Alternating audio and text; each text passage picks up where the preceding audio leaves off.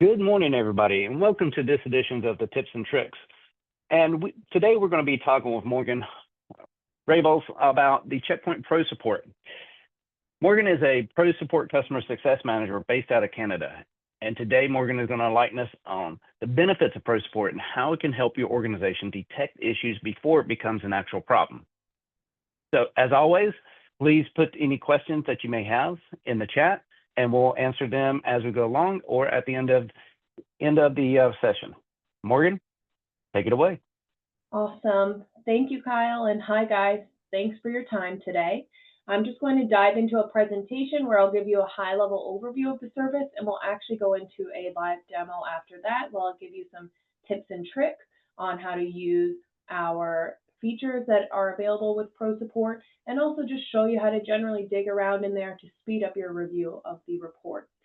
If you don't have access to these reports today, you can feel free to write me an email after, and I can add the access for 60 days with no strings attached. So if you're interested in using it and you don't have access today, not to worry, we'll be able to give you that access after the call.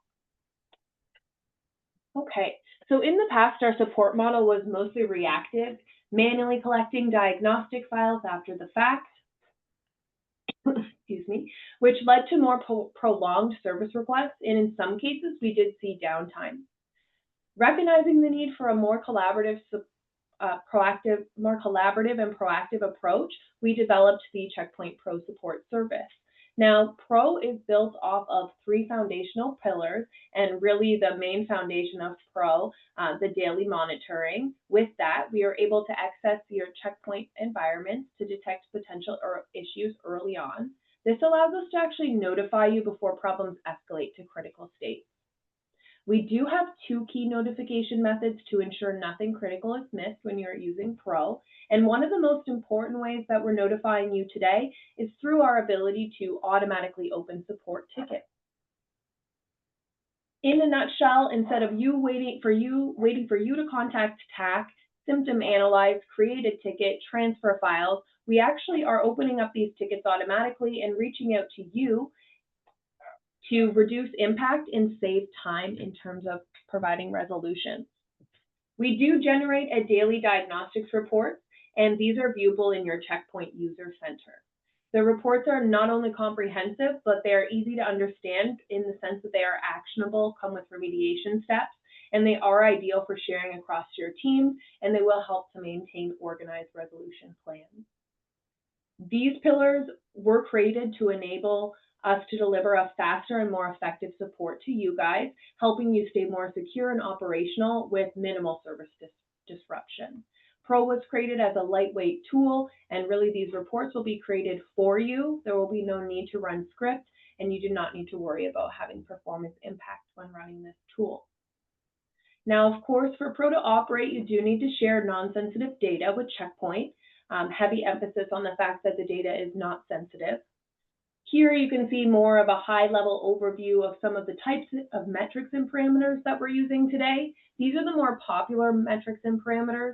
We're not limited to what you see on the screen here. And I am going to have Kyle follow up with the slides after, just so that you can review this on your own time as well. If you ever need more information about what we're monitoring with Pro, you can simply reach out to my team, and we can review actually all of the indicators with you if that's necessary.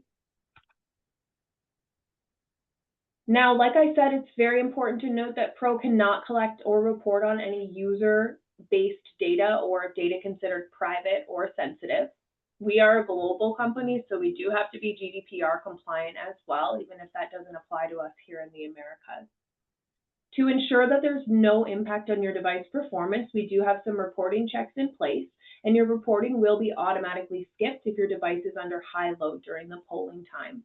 This is a 24-hour report, and the polling times do occur between 1 a.m. and 4 a.m., your local machine time. If a report is skipped because of high load or a device fell off and is unable to communicate with us, not to worry, you're going to stay notified on that because Pro will alert you that we missed getting a report from that machine. And it will prompt you to check a couple different things that could be causing that. This approach is allowing us to monitor hundreds of key system parameters, like you saw from the previous slide, ranging from things like system health and performance to configuration, compliance, and more advanced features like VSX and Maestro if you're running those. And again, with emphasis on the fact that it's not going to be compromising your security or performance. Now, proactive tickets are generated through ProSupport, and they are different from regular TAC tickets that you're used to in the sense that these are opening up automatically and including automatic details about your machine to help TAC get started as soon as the ticket is assigned. These details are going to include things like your gateway details, things like software versions and hardware information, a list of all installed hotfixes. This is just to help ensure that if we need to recommend a hotfix to solve the problem, we know what's compatible with your environment without having to pull extra files from you. Now, the most common event that is triggering a proactive SR today is for crashing events. So in the event that a crash occurs, the stack trace will be automatically attached to the ticket. This is not as relevant for our customers, but it does give an immediate link between our R&D team and our TAC teams to understand if there's already a fix available for the issue that you're experiencing. Additionally, Pro does correlate similar issues reported across other environments that are similarly configured as yours. This will leverage other provided solutions as well and help eliminate that redundant TAC effort to ensure that we're really only reviewing the most relevant and effective resolutions and information related to the issue that you're experiencing. Now, we're not opening up proactive tickets for every high severity issue in the Pro report. We do not want to kind of spam you with proactive tickets. So we do have a few defined issues that create proactive tickets today. And these issues that you see on the screen will always require Checkpoint's assistance to get resolved. So you can expect to see Pro tickets open for any kernel crash, a core dump on a top 50 process. Not to worry, you will still be alerted on any core dumps outside of the top 50 processes. Just the top 50 will create tickets automatically. Log patterns matching internal fixes and upcoming ICA expiry. If your ICA is going to be upcoming for expiry within 6 months, we'll proactively open up that ticket and get you all those renewal steps so that there is no interruption in your services if we fall short and miss that renewal date. One good differentiator about Pro is that it really is one of the only monitoring services that's opening up those proactive services, and it does make it a valuable differentiator that's going to separate it apart from traditional monitoring tools, even from some monitoring tools that we have here at Checkpoint.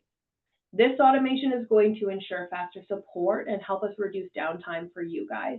Ultimately, we hope that service differentiators like automatic ticketing will improve your customer experience overall, of course. Now, to enhance visibility and flexibility, we've also developed some features that will give you guys more control over how you receive alerts and insights in your Pro report.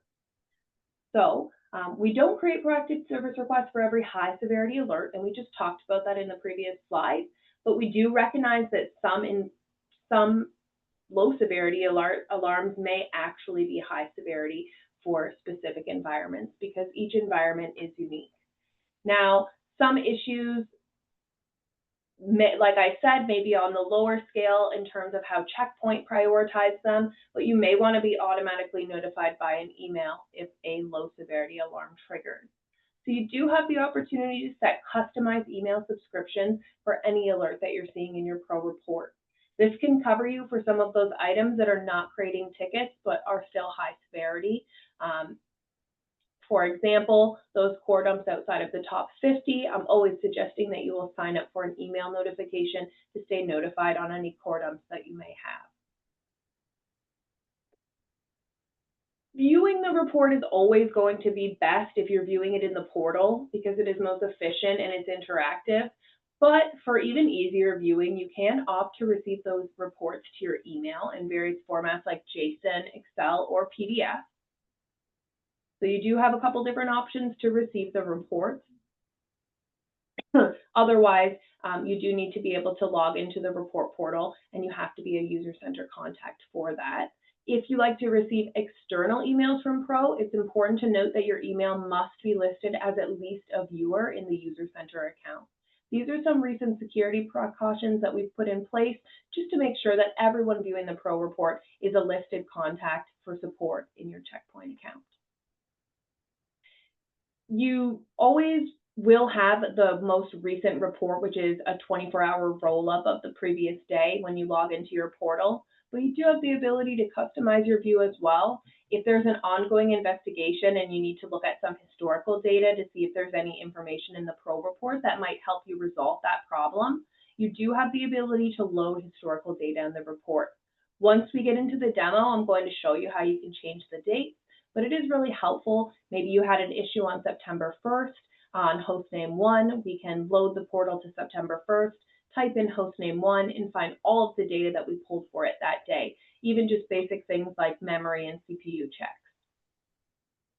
Now, previously I said that you could opt in to receive a JSON file to your email of the Pro report, and you're probably wondering, why would I really need that JSON file when I can easily view this in Excel or PDF?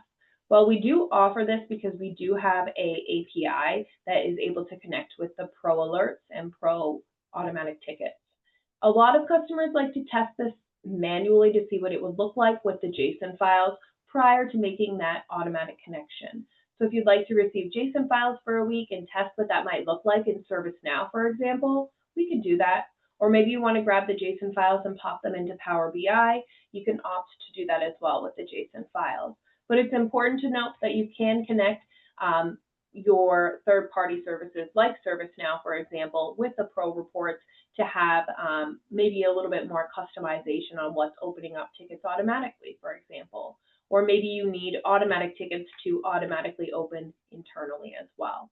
So just keep in mind that it's quite easy to set up that API, and you just need to really provide your user center email and your accounts to get started there.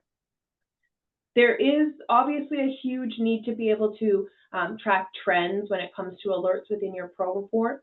So we do offer weekly and monthly trending reports. You can subscribe to these through your Pro reports, but I will be going through this SK with you and also sending it to you after the call. This shows you how to sign up for a trending report. You simply fill in a Microsoft form and you're set up for weekly and monthly trending. These trending reports are going to really help you guys understand what's more frequent and what really should be on the front burner and what can be on the back burner, because it does highlight a view of the past 3 weeks and the past 3 months of data. So for example, you can see how many times hostname 1 dropped packets due to poor Excel queue size across your environment over a 3-week span. Maybe it only happened one day out of that 3-week span and it's a one-off, or maybe it's occurring 7 days of the week for 3 weeks in a row. This added layer of knowledge will just ensure you stayed informed and empowered to take action based on what matters most and what's flagging most consistently. Pro support activation is one of the simpler things to activate within Checkpoint because it's essentially built into your system, and the second step is really just an admin step. In order to share data, we do need to go into Global Properties, Data Access Control, and select these 3 consent flags. You will notice that they are highly recommended because they can improve your experience with your products and help improve Checkpoint products by sharing data with us. Once you've selected your 3 consent flags and push policy, we'll start to analyze your environment and we will get a Pro report the next day. It's good to know you want to probably wait about 24 hours since we're at a 24-hour interval just to get a full report, because we're going to start pulling reports if you turn it on at 3 o'clock in the afternoon, from 3 o'clock in the afternoon, and at 8 o'clock in the morning when you get into the office the next day, we're just going to have that report from 3 till midnight, if that makes sense.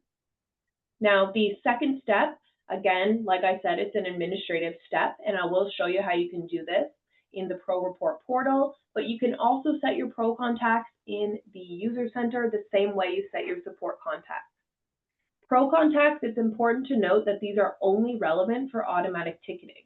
So you'll want to enable a Pro contact for automatic ticketing notification. You can use a distro email, but you want to make sure that it is monitored, because if you have a kernel crash, we're going to send you an email to this contact or contacts letting you know that the ticket was open for a kernel crash on hostname 1, for example. You can change these contacts at any time, and I'll show you how you can do that in the portal in just a few moments. But it's important to note when you slide on a pro contact, it automatically turns on support contacts. I know some of you may be maxed out on your number of support contacts, so just know that you can turn that off, and you do not need to be primary or support if you need to be a pro contact. There is a common misconception that you need to be a pro contact to view the report. That's not the case. You simply just need to be a contact at minimum a viewer in your UC account to review your pro report. Okay, let's take a quick look at the portal. I just want to make sure for sharing purposes, I'm going to kind of reshare to make sure we're getting the right web page. Now, accessing your pro reports is quite simple, and your view will look a little different, of course, from my internal view, but just click on Support/Services, and then we'll go into the Checkpoint Pro report. Going to pull up the landing page, and there is a couple different things that you guys can do from the landing page. So from here, you'll notice accounts covered by pro. If you log in here and you don't see any accounts and you get a salesy type page, not to worry. That might mean that either you're not a contact for that UC if you have a contract, or if you don't have a pro contract and you're interested in taking a look, just write me and I will enable that access for you. First thing to check though is that you're a contact in the UC that you're trying to access. From here, we do have some preset notification settings that you can set, and I always suggest that you start with the first one. If you enable this, then you're enabled to receive an email notification if there are any new high priority alerts which have not been detected in the past 2 weeks. So if we enable this, you'll be covered for any new high priority alerts that pop up week to week within your environment. It's a good place to start with the email notifications for sure. And another one that's great is we do have most of our hardware alerts create proactive tickets today, but there are a few that are not creating proactive tickets because they require several extra checks before we can determine an RMA. If you slide this on, you'll be covered for an email notification for any that don't create tickets. The last one is more helpful if you're going through a refresh project or something's coming up for renewal. This will send you an email even if your support contract is coming up, or if you have some licenses that are expiring. It can be helpful if you're using those 1-year eval licenses and then you're maybe making a decision to purchase that license or not. It will keep you notified 60 days before those licenses do expire. It also will notify you and send you an email if you're going to have a VPN expiry in terms of certificates. From here, this is where you can edit and set your pro contacts as well. So you'll want to click on Manage Contacts. It's going to pull up a similar page like we saw in the presentation. It doesn't work here because I'm in demonstration mode, but like we saw in the presentation, it will pull up all of your UC contacts and you'll simply designate who you'd like to be notified for a proactive ticket. Now, looking at the pro report, just give this a few minutes. It's going to take a few minutes to scrub out any sensitive data because I've put it in demo mode, but it is quite quick for you guys. Right from here is where you can change your report periods, and not to worry, no matter what tab you're in, you can change the report period. We can select a single day or we can select a range of dates. This is very self-explanatory, just showing your devices at risk, how many in high, medium, low, and normal. We'll get into where there's still some helpful alarms that will be placed in normal status. Doesn't particularly mean that there's action, but it can help your day-to-day. Service requests and diagnostic summary, where are we seeing the alarms? Most of your time will be spent in diagnostics, and you can get basic inventory information like MAC, host name, hardware or software type, SKU, key, accounts ID it's linked to if you have multiple, configuration, firewall version, and take.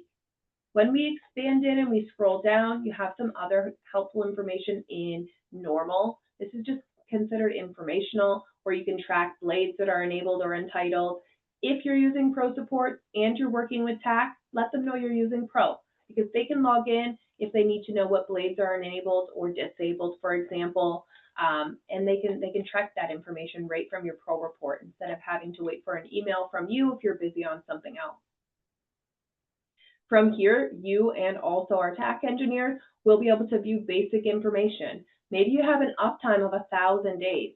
and maybe it's a good time for a reboot. We can identify that through this machine stats for the last 24 hours. And a really quick way to just analyze machine stats instead of digging through all of these alarms is just to type it into the filter as you type box.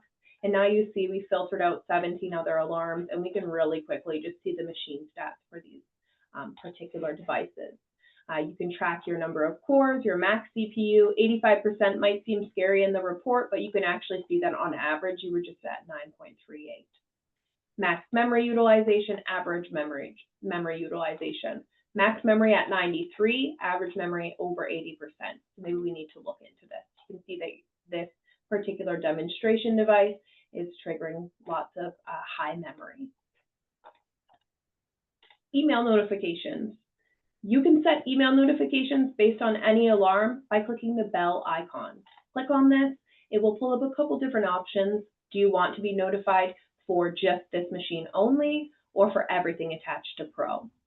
For some alarms, you're probably just going to want to track for particular devices, but you do have the opportunity at one click of a button to set up these notifications for all devices. You can manage notifications up here in the notification settings.